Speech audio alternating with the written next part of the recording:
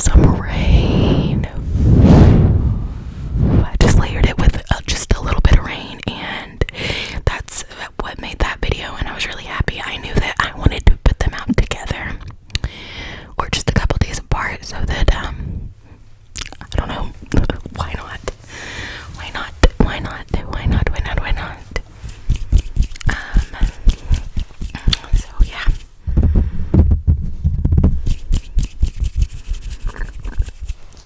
Excuse me.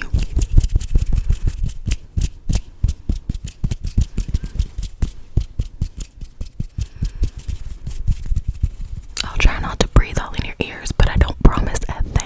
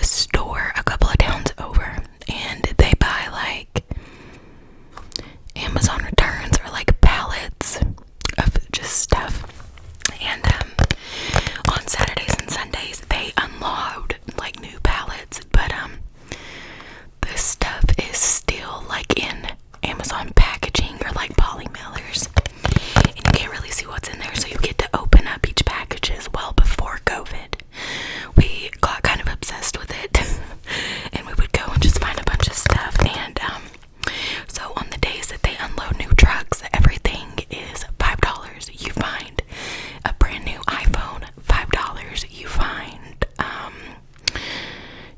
a watch, $5. Every single thing is $5. Okay, that's the point I'm trying to make. And so it's $5, and then it just keeps like going down, so that on the last day, which is Friday, everything is like 25 cents or like 5 cents, something like that. But so my significant other found a carton of these. There was like 30 in there. Okay, there's maybe like 12, but so he bought it, and do you know how many he's used out of it? Because he doesn't even use this kind of soap. Like, he doesn't use bars of soap. So he's used like one or like two. One or two. He's just used like one or two. So if anybody uses this soap, like, let me know and I'll mail it to you, because like it's never gonna get used.